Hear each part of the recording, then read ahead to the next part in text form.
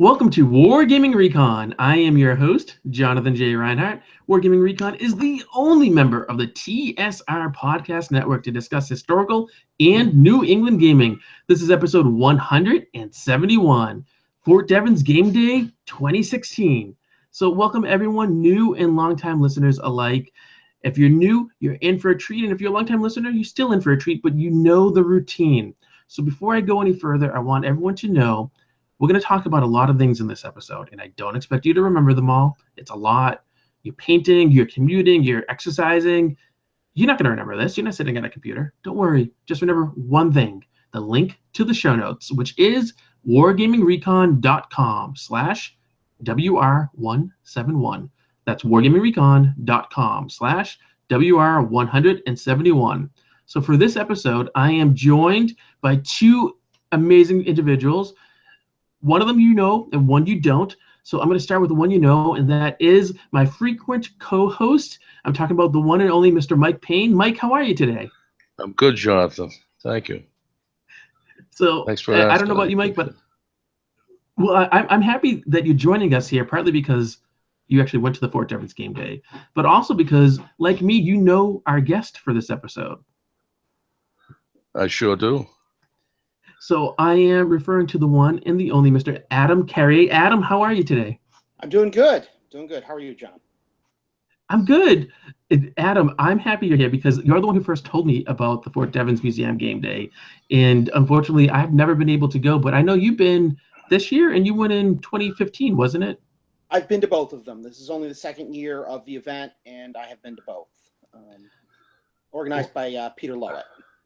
It's a good group of people who've done it. I've seen the Facebook listings for it and all the people who've done events at this year, and I've seen last year too. And I know it's a good group of people, but it's one that I think not everyone's going to be familiar with. Even if you live in the area, it might have passed you by. So why don't we kind of just dive in and talk a little bit about what the game day is, when it happened. I mean, for this year, it's already over, but I presume they're going to do it in 2017. So let's just get into some of the who's and the what's and the whys and the hows and that kind of stuff. All right. Well, the gentleman who took point this year was Peter Lowett, as I mentioned. I believe he was in charge last year as well. Is that the case? Do you remember, Mike? I think so. Matter of fact, I'm wondering why I thought there was already two that I missed. But No, last year was the first one.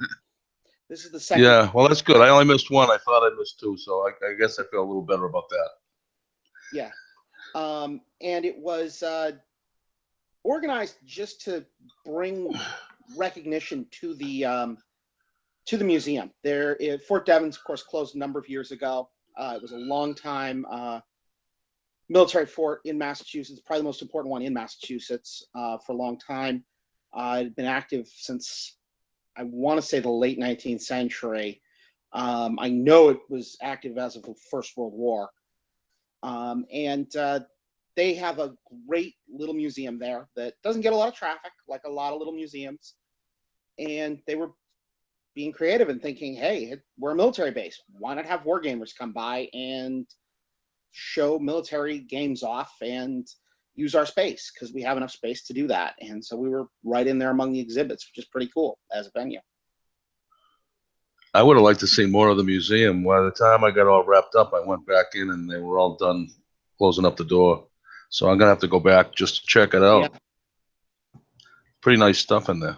I saw some of the photos, and it looked like they had some really cool uniforms and displays and dioramas and some of that kind of stuff, which is always of interest to me, especially because it's one of historic forts in Western Massachusetts. It's from World War I, like right near the tail end of World War I, and it stuck around for quite a long time. It's still active for the reserves, I think it is.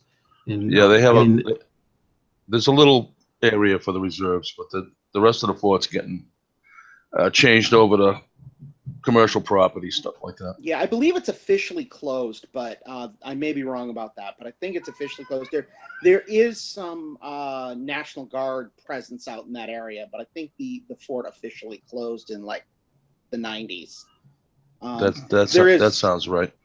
Yeah.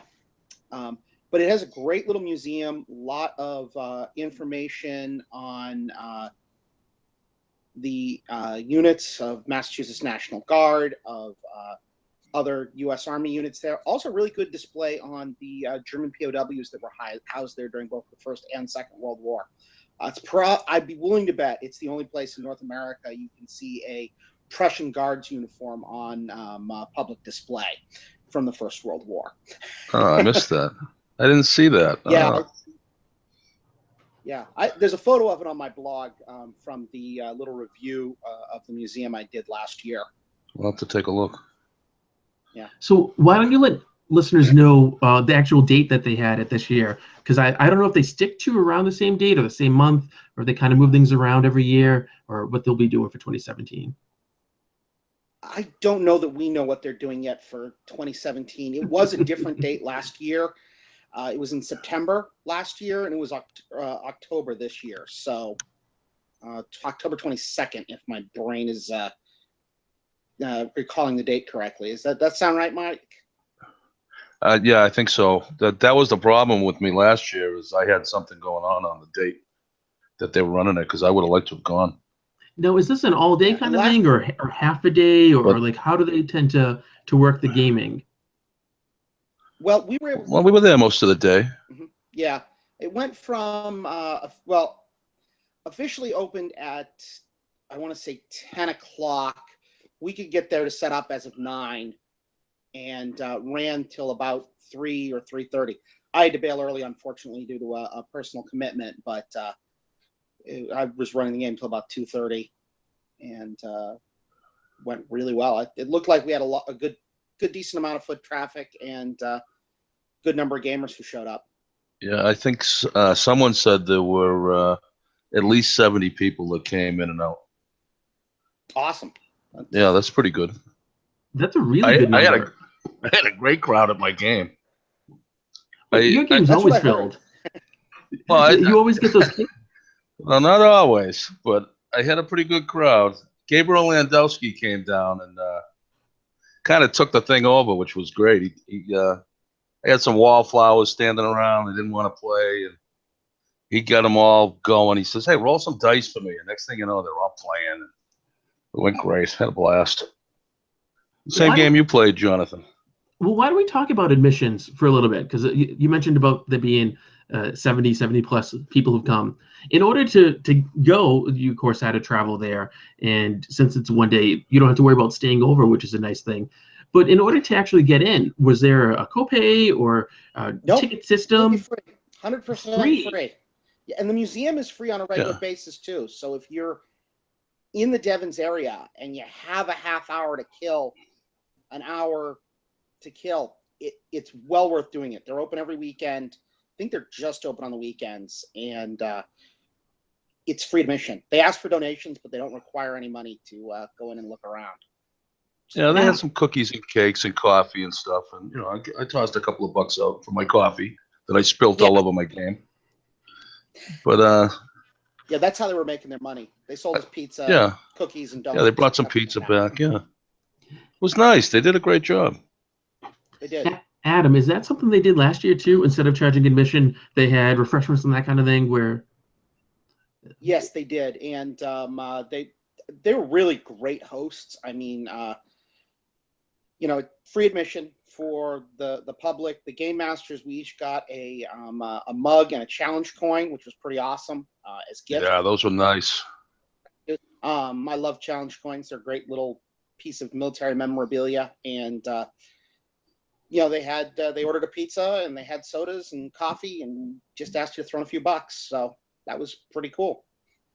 That's a good way to run it, because I mean, it must have cost them something, I presume, to get the location. Maybe not a whole lot, but something for that, the time to plan it, of course, the food and all that sort of thing. But if you want to get people to come to these kind of things, and you have that high barrier, that high cost to actually get in the door, I think fewer people are going to be actually willing to take a chance if they've never done it before. And for a new venue and a new game day, that's a hard threshold to get past.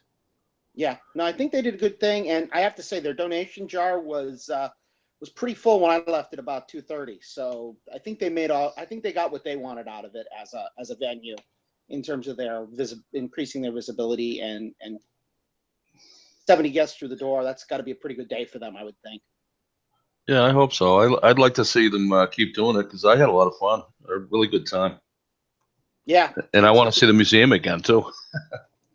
Yeah, it's a good venue. I would put it on another game next year, assuming I can do the weekend they pick.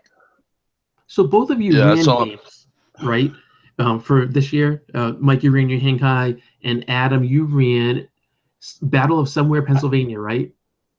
Yes, it's a battle vaguely based on the first day of Gettysburg, but with a different Confederate force. Basically, I put Longstreet up front instead of I think it was Ewell who was actually up front, so that it was the actual Confederate troops I have could be put on the board, and not quite in the exact location. Although a location that if you look at the map, you go, that looks a little like Gettysburg. But I wanted to. Great title.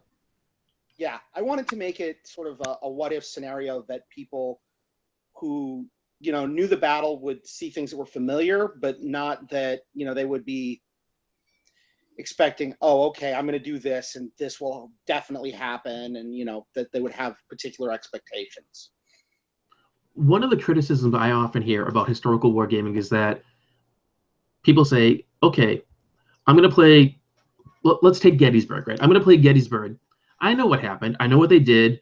I know what I would do to make it different and to win or whatever, or to succeed. Mm-hmm. So why the heck am I going to want to play a historical war game? And to me, I don't have a great response to them because I'm like, well, because you do, because it's fun. But I think doing what you did, Adam, is a great way around it. Or like what you do with Battle of Shanghai, how you've taken the historical Shanghai and you've stepped it out and you've added your own flair to it so that it gives it almost infinite replayability. So that it's a little bit different. It's familiar enough for people, whether it's Gettysburg or whether it's Shanghai, but also different enough so that they don't have that expectation of, okay, it has to go step 1, step 2, step 3, step 4 to inevitable conclusion. Whereas it can be step 1 and step 2, but it'll be anything different, whatever I want. And so I think people like that. And I think it's a really smart move for GMs to do, especially if you're doing something like this where you might get maybe a younger crowd who's coming, or you might get people who aren't as in depth maybe with the historical wargaming.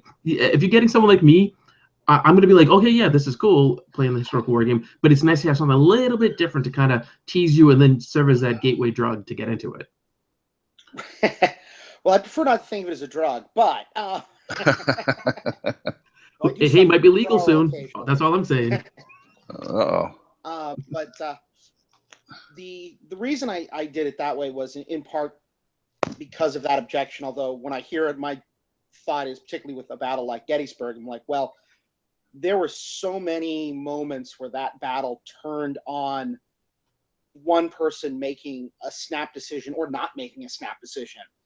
If you really read in depth about the book, beyond say a popular novel like Killer Angels, which is a novel, it's not a history, or a movie like Gettysburg, you will realize, wow, there were, did Joshua Lawrence Chamberlain save the flank? Yes, he did. There were about 50 men like him in any given hour on Gettysburg that made decisions like that saved the day. So you have infinite number of ways that things can change, which is one of the things I love about replaying historic battles, is that you can really affect history. And there were people who had those same opportunities to affect history that you have.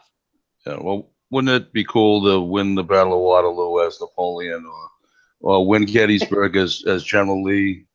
I used to run Gettysburg, and it went both ways. I had both sides win. It was a lot of fun, and I kept it simple, of course. But yeah. I like to do the introductory stuff, but the real historical stuff was really cool too. I like it all. I don't know if everybody feels the same way I do. Yeah, it's just fun to play. I mean, we didn't even play Adam. We ran games and we still had a good time. Yeah. I as a game master, my feeling is if I'm actually playing, then I'm doing something wrong. I should, I might, direct people, but really I should be stepping back. And I've fortunately had 2 great Confederate players and 3 great Union players that just jumped in and they needed some advice and some help with the rules or how the system worked. But for the most part, they just dove right into their roles and their characters and really went for it. I mean, who won? We unfortunately, one of those cases where it was very close to one way or the other. We had time for a couple more turns. I declared it a Confederate victory, although it was very marginally a Confederate victory at that point. The Union still had guys who could have pulled it out. You could have argued it either way. Well, nobody had to hang their head low then. No. It was on one flank the Confederates were clearly winning. On the other flank, the Union was clearly winning. The center was a toss-up. So it would have been interesting to see how it could have gone if we had infinite time. Of course, if we'd had more time, I would have liked to have thrown in some troops on both sides and seen how that affected things as well, because I had extra troops just in case we got to a point like that. Well, you'll get a chance to run it again and see what happens, right? Of course, yeah. Sure.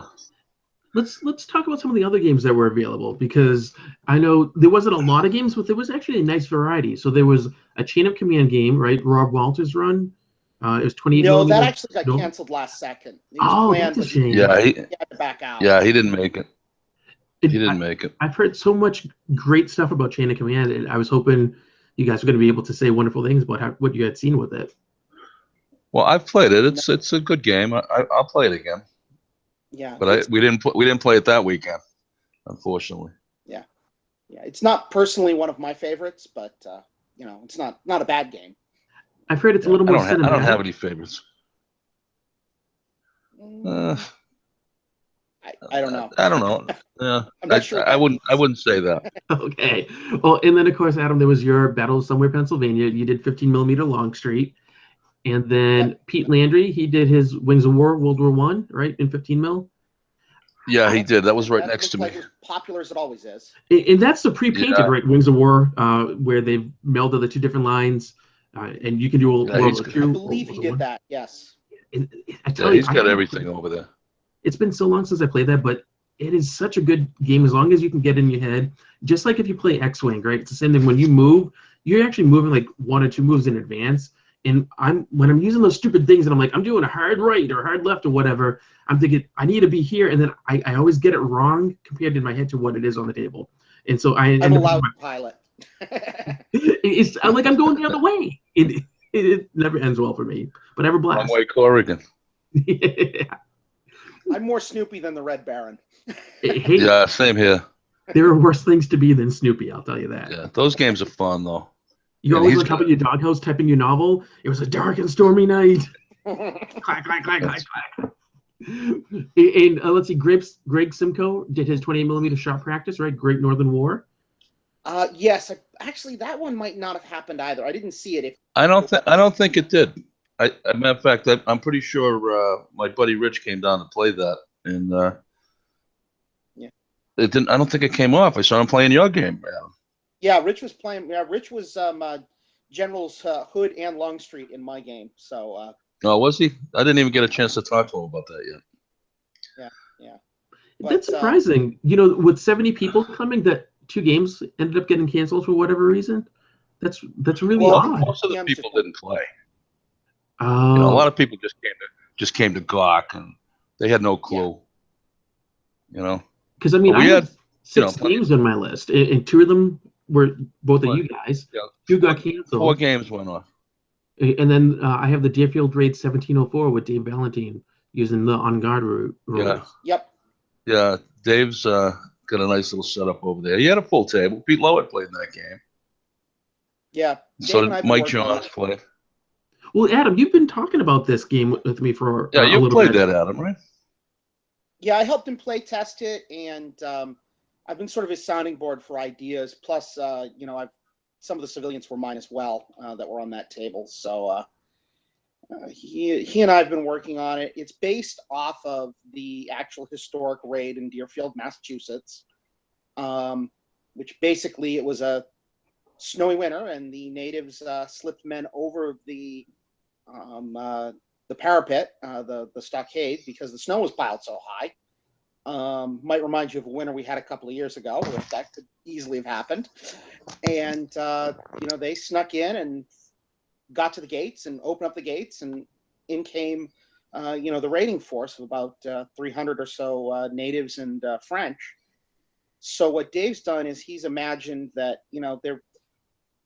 there was a unit of militia that had been in the town a couple of weeks before that, and then they'd gone home because they thought, well, it's too bad, the weather's too bad, there's no way the French will come out and raid us, there's no way the natives will. So the militia went home and left the town to itself, and he's kind of imagines a situation where, what if the militia had stayed and were alert and at least had a chance to cut off that group that snuck in. And it's played really well so far using the on guard rules. So yeah, it looks great. I'm gonna get a chance to try that sometime. Yeah, you got to get to the Relentless Dragon some Thursday and join us. Yeah, it's just I'm getting up too early for work lately. They'll lay me off soon. I'll show up once the snow hits the ground.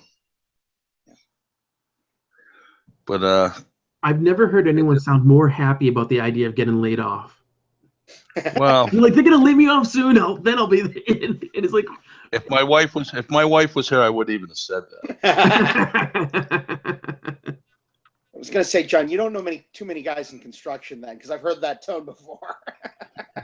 I get a buddy who's does masonry work, and he always he loves when he gets done for the year, partly because he wants a free time, but he hates it because he doesn't budget his money well. So like halfway through December, he has no money. He can't buy groceries. He can't do anything. And so then he's like, "Arr."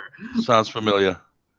I would like to work through the winter, even if it's 2 or 3 days a week. It keeps you going, Well, absolutely, yeah. I think you just need Depends on something how to get busy out of things bed. A purpose. You get out of the house and you go, whatever. Otherwise, like if it was me, I would be in my pajamas all day long and just kind of like shuffling around and be like, okay, here we go. That's the name of right now needs. I'm in bed. I'm in bed by 9:30 right now. The longer I'm laid off, the later I stay up. Next thing you know, I'm staying up till 4 o'clock in the morning. On Facebook or something stupid like that. Yep. I can't even fathom. I'm in bed like 7:30 or 8 at the latest. Really? 6. Yeah. Wow, I thought I went to bed early. Wow, Jonathan. Well, I tell Life you. with a young kid. Yeah, it's those little ones. They run you ragged. It's rough. I'm good, but yeah, those are the old days for me. My kids are all grown up now. Yeah. So good luck to you, Jonathan. No wonder you can't pay anything. Well, exactly. Yeah, you do. I was looking, and I do have it handy. So I was looking around the other day, and I happened to come across this, and I was like, "This is the last time I painted anything." And I painted this last year, I like that. next week last year, and I did this when I was live streaming for about like 4 hours. It's a Flames of War of all things, which is ironic. Fuel dump marker. And for people who may not realize, it's ironic because Flames of War is the only game I have an army fully painted for, and I don't play the game. Like I refuse to play Flames of War. I like the model. I have them. Well, and that's the thing. I think I will. But it's like I got all these tanks. I got infantry, like things that in the based really nicely. Woodland scenic crap all over the place. It sits downstairs in the basement, gathering dust, waiting. It's like the one thing that of all the things I want to play. Like I don't have any Hail Caesar stuff painted. I don't have Black Powder stuff painted, but I got that Flames of War army that I'm never going to use. That's painted. You'll use them. You'll use them. The spray painted red and blue Hail Caesar army is still not yet made. Well, I'll tell you, and you might not be. Of course, I don't have it. I wasn't expecting to talk about this, but I'm shifting with that. So listeners may know that in the past I've talked about this, and if not, well, I think you're in for a potential treat for how you can get entry level into Hail Caesar. So, and you should appreciate this, Adam, because you like this guy. So there's a game out there put out by Mr. Sam Mustafa, and he has this Aurelian. Yes, but instead of playing his game, which would probably make more sense, what I'm doing and what our mutual friend Adrian, who's been on the show before, he's been a guest and everything. What we're doing is we bought some of Mr. Mustafa's army decks, and we will be using those to play Hail Caesar, at least to learn it and to get used to it and everything. And for me, that'll probably be as far as I ever get, unless someone wants to volunteer and paint all my crap for me. But otherwise, but they're beautifully done. And his wife is a very talented artist. She designed and did the illustrations and everything, and the great uniform base size. They're actually, it's a deck of cards. I mean, they're gorgeous. They're on not Drive Through RPG, Wargame Vault. There'll be a link in the show notes if I remember to do it. And you can get them, and they're dirt cheap for, like, you get 2 armies out of them. So he has Romans, Persians, Gauls, I think, and it must be Carthaginians, is my guess. And so are they on playing cards?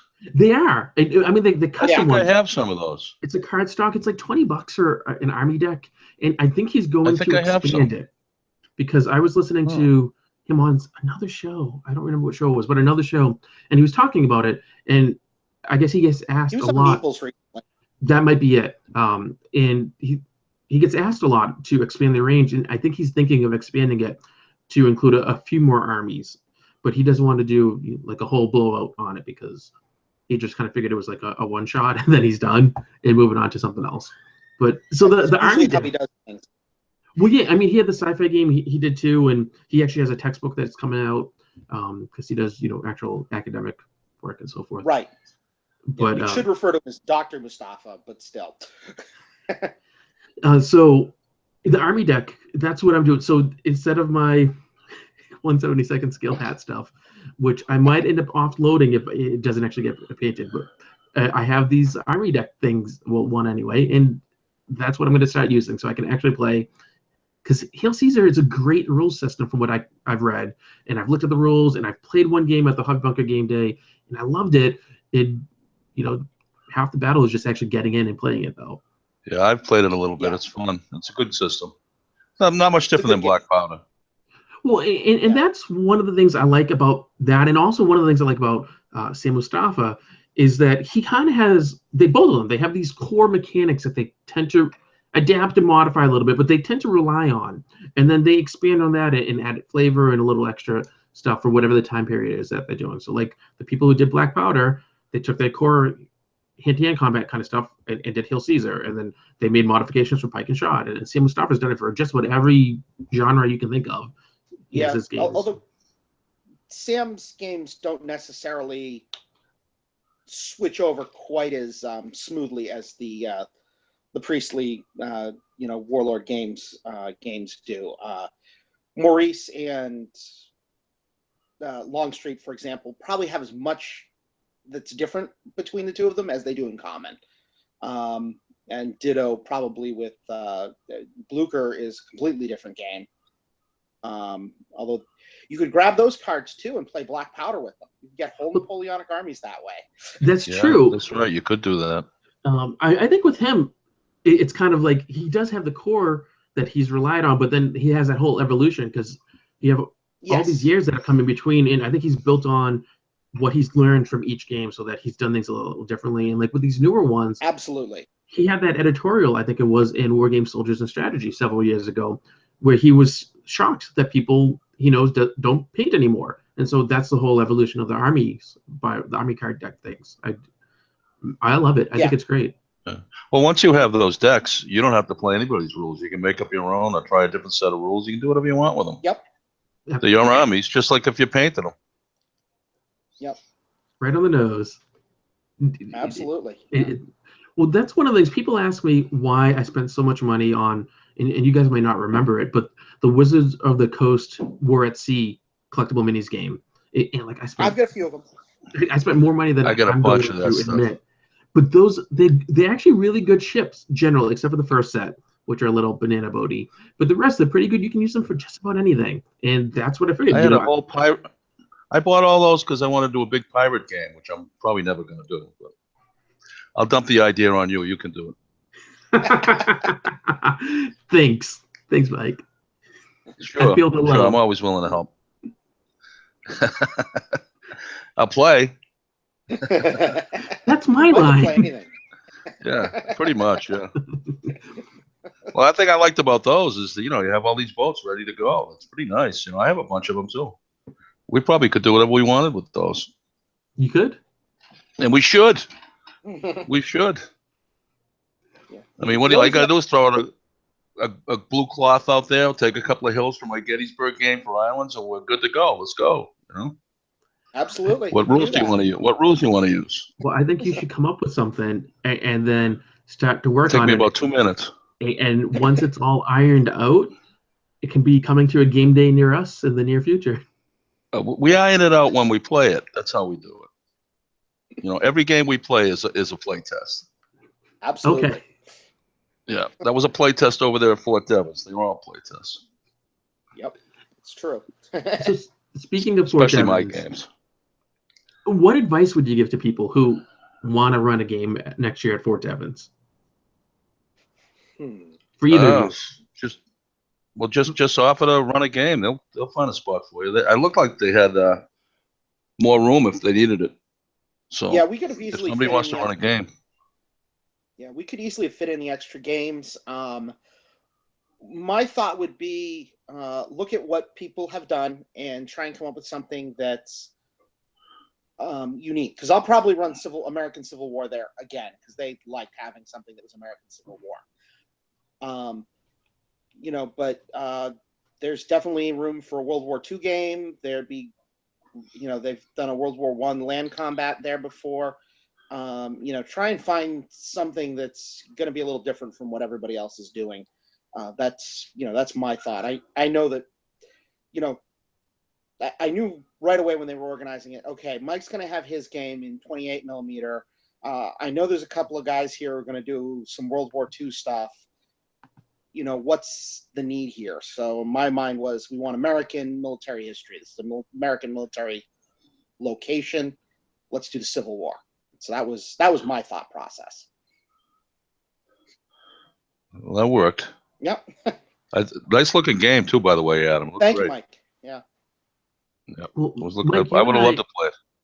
You and I have talked about this before, Mike, with how I feel kind of overawed with the idea of running something at an event like Huzzah, that nothing I could do would be good enough for it, because like Huzzah for me is just the quality of games there are so good that me running something is nowhere near that high quality. So for me, I'm hesitant for something like that. But other events and cons where it doesn't, the quality's still there, but it doesn't feel as daunting to me for some reason. It has like an easier access point, I think. And so I know some people are probably going to feel that way about the Fort Devens game day. They're going to be like, oh, it's at Fort Devens and it's this thing and they've been doing it and people do really good games, and like I'm not good enough to run a game there. So like, what would you guys say to someone like that who's like, I would say you are good enough to run it. I'd say you are good enough. Absolutely. You're good enough to run a game anywhere. If you want to run a game, run it. You know? Absolutely. And here's the other thing. We're in very low, you know, single-digit, unintimidating numbers right now they've been running it for a while. Next year will be the 3rd annual game day. So, Right. You know, until you get into double digits, there's no That's the big one. Intimidated by, you know, by numbers. The other thought would be, you know, if you're intimidated because I don't think my armies look good enough, I don't think my terrain looks good enough, well, you know, you can always cheat. For example, Mike really likes to set up a table, but he doesn't necessarily, you know, need to run a game on it every session. So I borrowed his table to run Frostgrave at Huzzah, and that worked out brilliantly. So find somebody, team up. You want to run a Civil War game, John? I'll loan you my minis and terrain. No problem. There you go. There you go. Yeah. You can set it up for 2 sessions, right? Yeah. Reach out to the community if you don't feel comfortable doing it yourself, and there'll be somebody out there who'll be like, I'd love to partner with you on this. It's hey, you know what?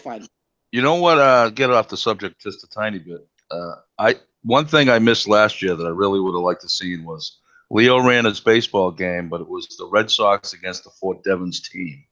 He recreated that because I guess the Red Sox did play the Fort Devens team back in the 40s, and that was the game they played. I would have loved to play it. I don't know who won. I think it was the Red Sox.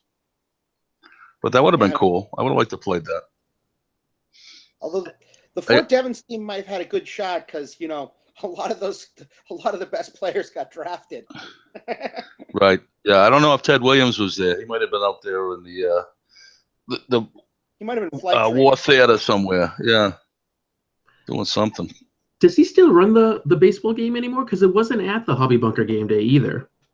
No, it wasn't, but I think he's taken it to his. I haven't talked to him lately. He's been busy, and I've been busy. We used to talk almost daily, but I guess I got to up. Well, also, I think he's going to Carnage. I'll find out what's going on up there. Yeah, by Next week. He is actually one of the project managers on the new building going up in front of the office where I work. So I've run into him on my lunchtime walks a couple of times. Oh, he told me he sees you funny. once in a while. That's right. I forgot. Well, I tell you, I wanted to play in it last time at the Hobby Bunker, and I thought, okay, he did it before. It's going to be here. I'm going to play in it because it looks really good, and everyone says really good things about it. And I go, and Adrian and and it wasn't there. And I was disappointed.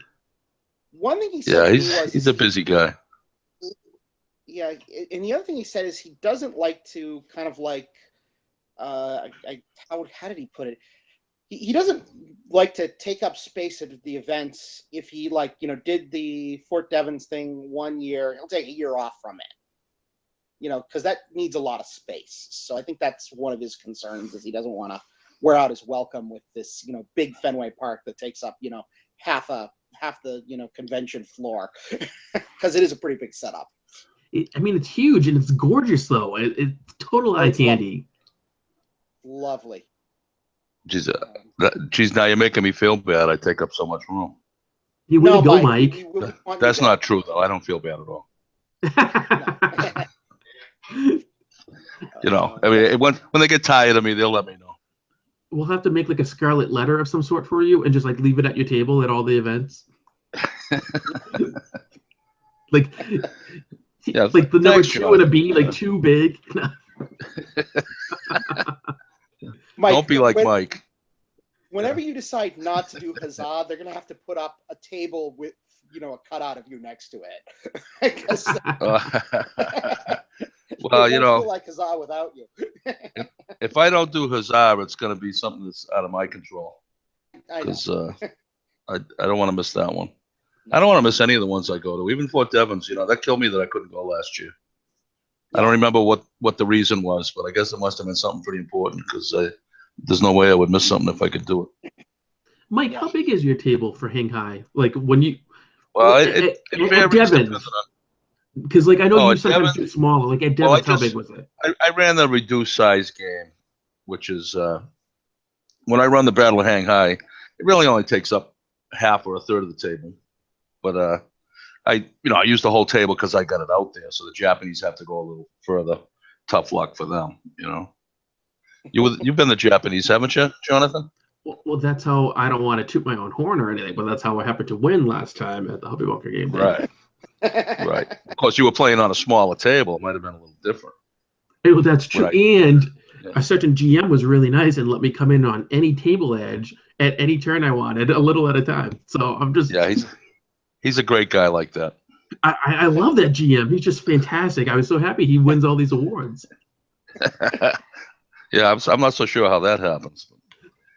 The bribery, isn't it? I thought you slipped someone a 20. I did. I was like, wow. Really? Wow, you guys are letting everything out. Okay, But so let's if I can have my way, as a matter of fact, Gordon up at Adler Hobby is going to do a little convention pretty soon, like a one-day convention. Yep. And he said he doesn't have the tables. So I just snagged a few sheets of plywood from the job I'm on because they said they didn't need them. And I'm going to try and drag along a 16 by 5 table that I'm going to build. We'll see how that goes. I got all the material. I just got to get it all together. We'll see. Wait, I'm confused. More crap to put in my truck. What's that? No, I'm confused. So he's doing a one-day gaming convention, and he doesn't have table space, or he doesn't have enough table space. He's got the space, but he doesn't have enough tables. Okay.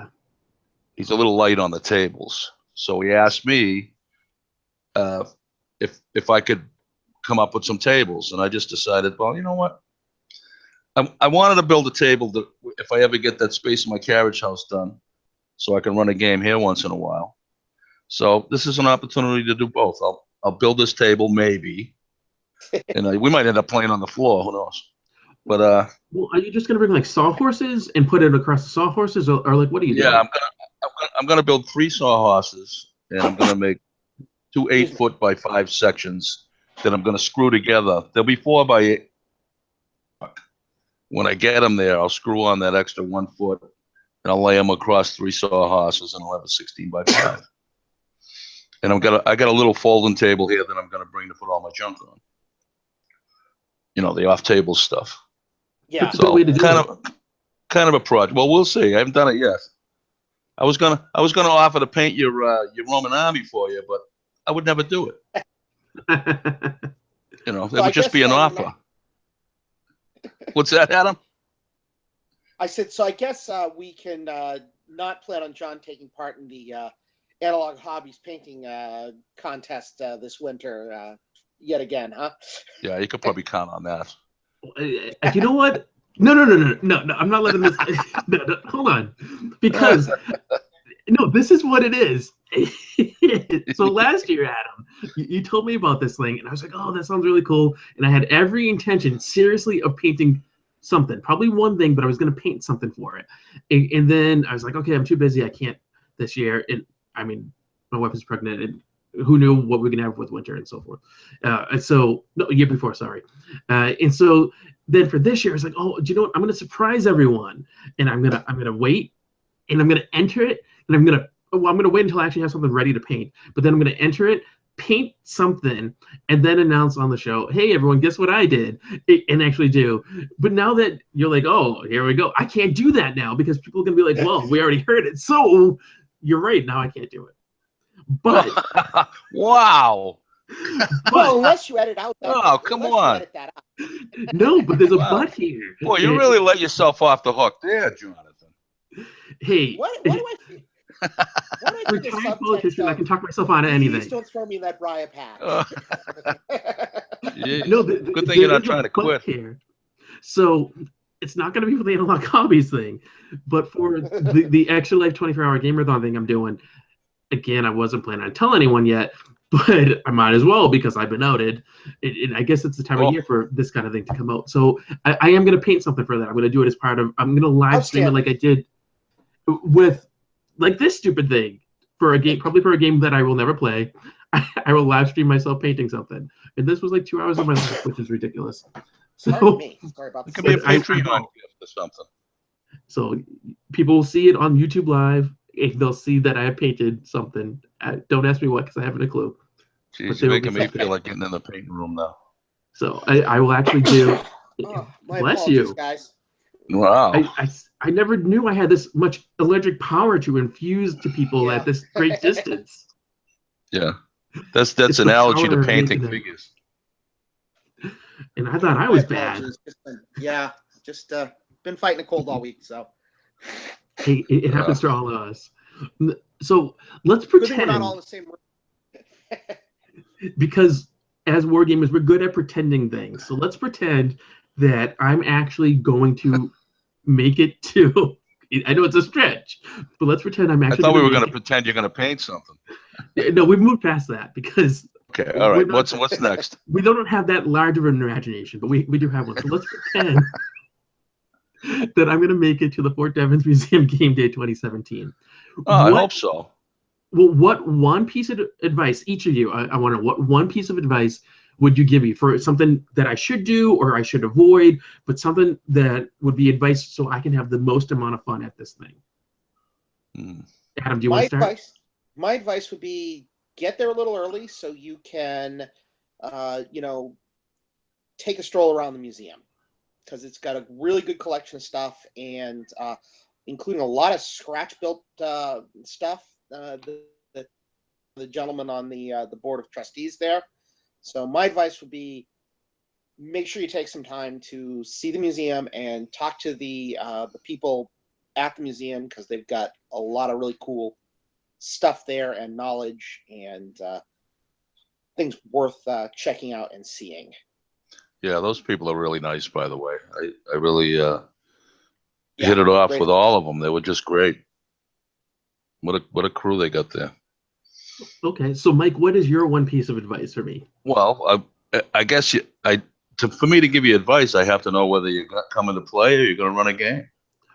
Well, let's pretend I'm going to go and play. Well, then play my game. Well, I got to keep that's that the winning best streak advice up, I can right? give. Best advice I can give you, Jonathan. That And is if you don't want to play, if you've had your fill of my game, play Adam's game. It's all really sound advice. So Of course it is. I'm going to. I don't give anything but sound advice. We'll go with that because we've been mean enough so far. So I'll extrapolate that and suggest that to anyone who's listening who ends up going or thinks about going. One, just go because you're going to enjoy yourself. And you'll probably see these two fine gentlemen, even if you don't get to see me, but maybe you will. You'll see all three of us, maybe. I hope you see us all. Yeah, I hope we all playing go. some good games. And if you see me, you can make fun of me too, because why the heck not? People do. Go for it. It's okay. I have extra padding here. You can't see, but I'm cushiony, so it bounces right off. It's good. Yeah, if you roll good, nobody will make fun of you. Oh, I never roll good. You know that. Well, that's why. Except for that one game at the Happy Birthday Day. Okay, so before we move on to the mailbag section, what else do we want to say about the Fort Devens Museum game day? Anything? Oh, I bet there's a bunch of things to say, but I'm drawing a blank. I don't know. I had a good time. I like to have it. I hope the kids that played in my game come again, and I think some of them probably will because they were terrific. What a wild bunch I had.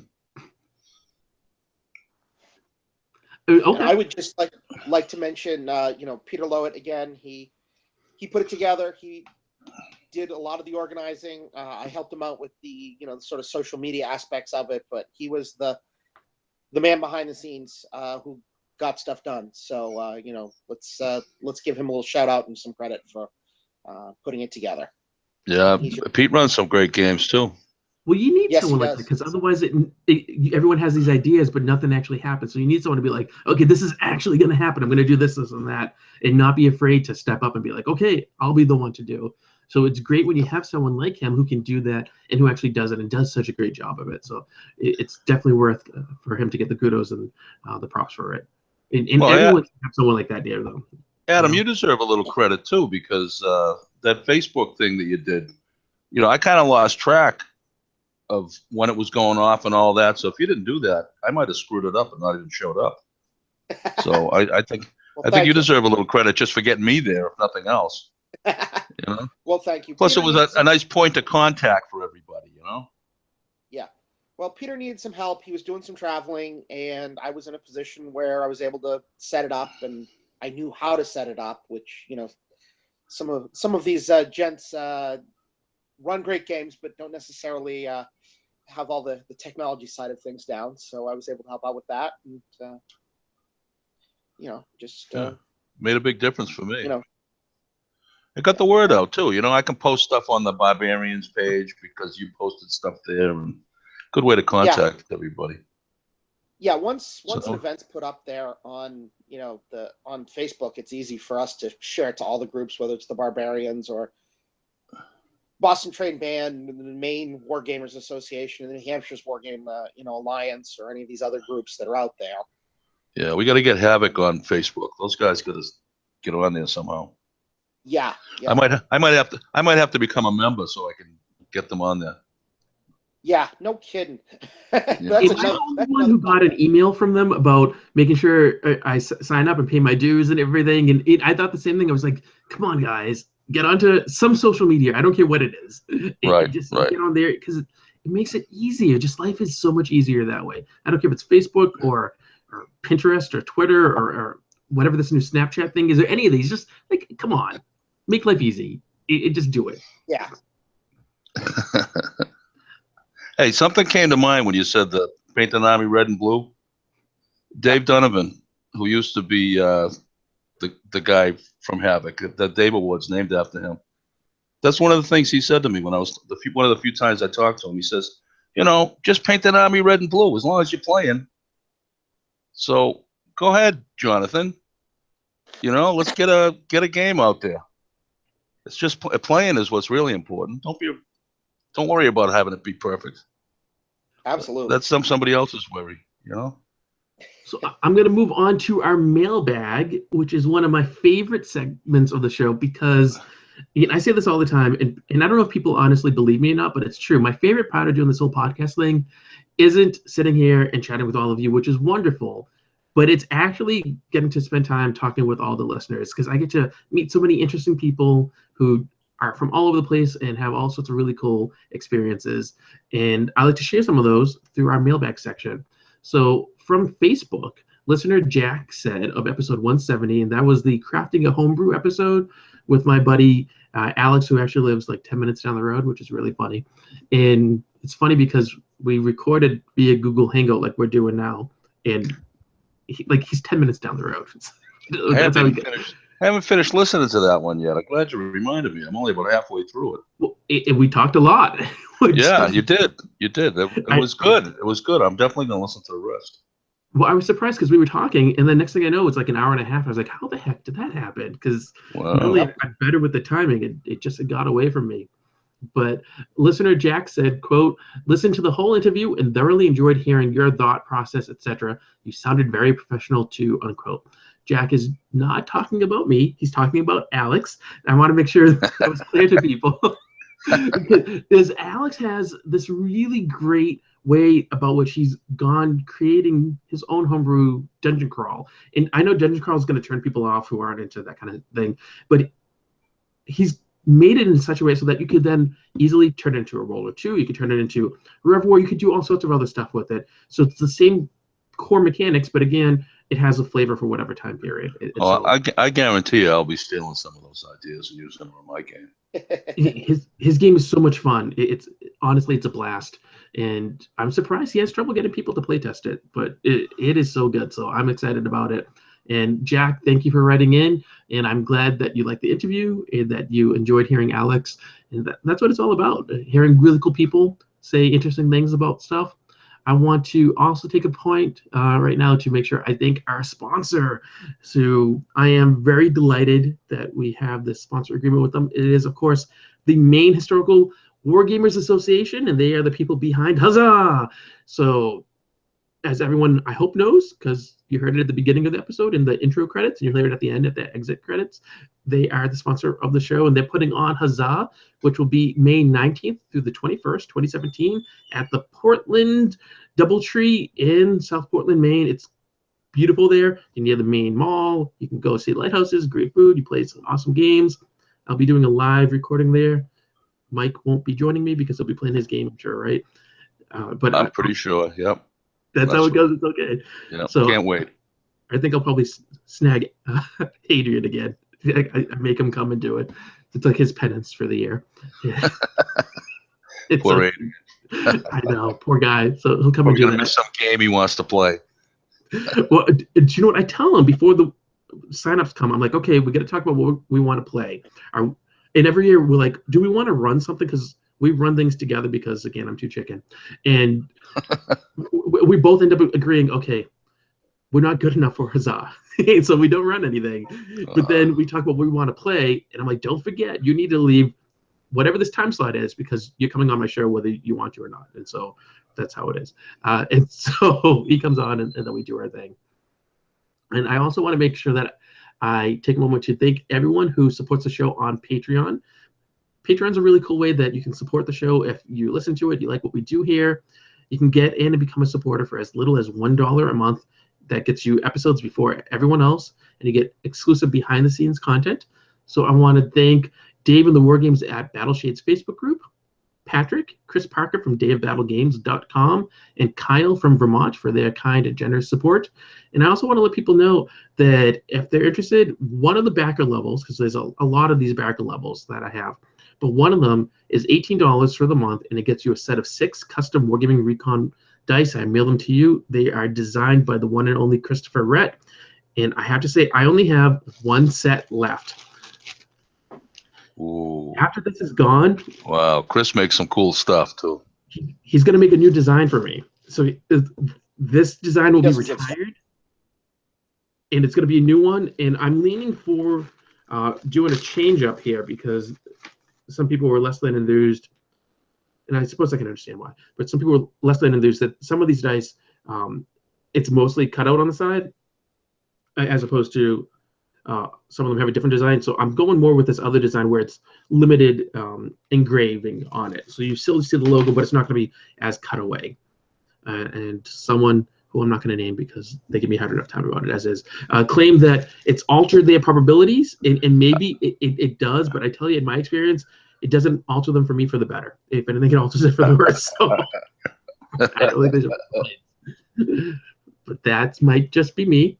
Well, And maybe you can get them altered to the better next time. well, hey, I would love fancy dice like that I could just always roll for a GM roll, and it can be whatever the heck I want it to be, and I don't have to worry. That'd be. I can't do that. They make those. They're just blank on all sides. You just roll them. Yes, they do. Behind the screen. The thing is, then they don't have the really cool Wargaming Recon logo, and so then I don't get really cool, fancy things out of it. And people would just be rolling blank dice. But as we know, I am not that talented, artistically speaking. So Chris does such a great job on them, and I am delighted that he's done these for me, and he's going to make more once he gets his computer problems taken care of. And he and I will be working on that. And actually, speaking of Patreon and backer levels, we are just $16 away from reaching our next Patreon goal, which will then allow me to afford some new equipment, and then I can record with the guest in person. So that's pretty cool. So we're getting closer to that. And I want to make sure I take a moment also to talk to everyone about the Extra Life 24-hour Gamerthon that's going on. So right now we're doing some fundraising here at Wargaming Recon to try to help out Boston Children's Hospital. So for those of you who don't know, even though I've talked about it for years and we've talked about it for episodes by now, Extra Life is a charity that raises money so that kids who need medical treatment and their families can't afford to pay for it can get that medical treatment. These kids have things like cancer, leukemia, cystic fibrosis, really scary things, and no kid should be denied medical treatment. And no parent should have to say, no, I can't afford to give you what you need. So I think it's awful, and I think it's great that Extra Life is doing this. So that's why we are involved. And so far, we've raised $326 this year, and we have some eBay charity auctions going. So right now, the first one that I'm going to talk about is for the book Unbroken by Laura Hildebrand. It's a hardcover book. It's I got to bid in on that. I know you. I wasn't going to say, but I know you do. Well, I'm bidding on that thing. I'm going to get that. Doesn't really. Go ahead and bid it. I'm going to get it. Bid me up, that's a challenge. Let's see how much we can make Mike pay for this thing. Yeah, that's right. Keep it going. See if you can do it. See, let's see. Take the risk and see if I don't drop out on you. Hey, Adam, have you read this? This is a great novel. Oh, not novel, but I've not read that yet. No. It's a must-read, true story. World War II flyer. This kid kind of came from, everywhere USA, who was not the best of kids and best of students. It goes on to do really interesting things, and then ends up as a Japanese POW. Very, very cool. Great story, and they made a really good movie adaptation of it. So we get the book. I did see the movie.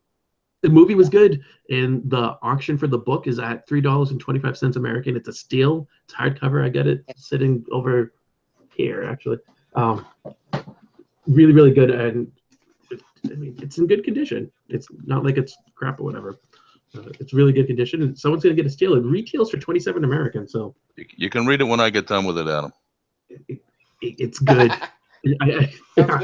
You should auction it to Adam, and then with the money raised, you can pay up what and so then the next one I want to talk about is for a set of 54mm Andreas Butch Cassidy and the Sundance Kid. They are donated by Dave Livesey from the War Games at Battleshades Facebook group.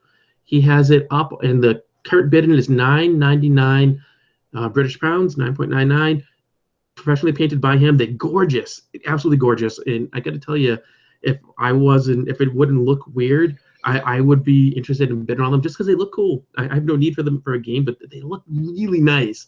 So I suggest people go and check them out. We'll have links in the show notes for both of those. And there's going to be more auctions coming up as well. And then people should make sure they check out the episode guide, because we talk about new things that are going to be coming up.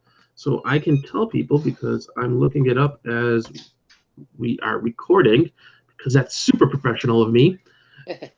when you would think I would have known it already. I can tell you the next episode comes out November 21st. And in that episode, it's going to be the holiday gift guide episode. And then December 5th is the last new episode of the year where we talk about what actually happened at the Extra Life 24-hour Gameathon. And then there will be a couple best of episodes before we start our 2017 season. So the year is winding down.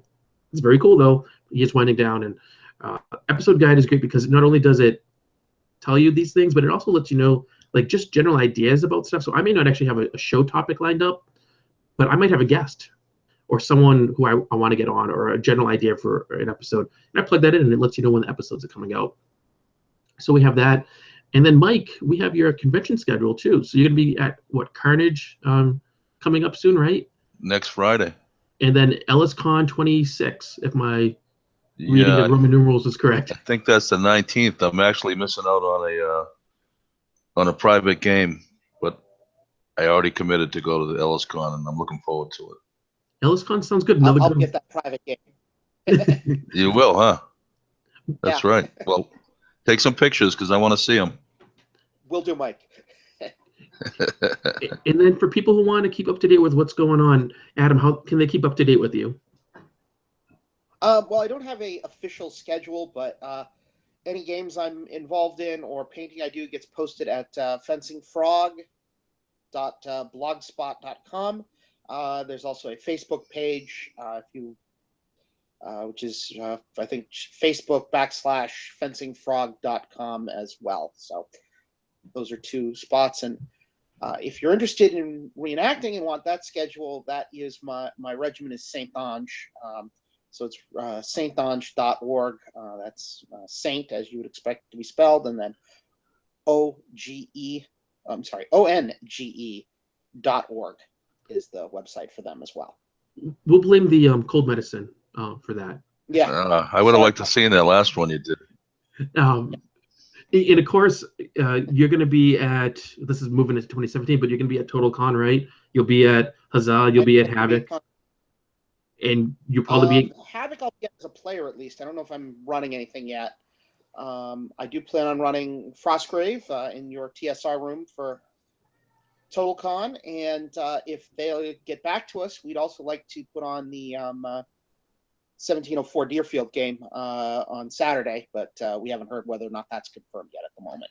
I think what they do is they have the submission period open, and they get all the submissions, and then a little bit after it closes, that's when they release what is going where and all that kind of stuff.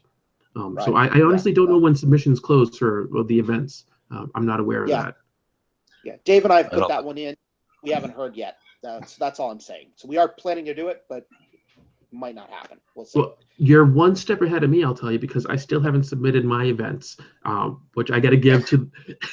I got to give it to my buddy who's in charge of the TSR room.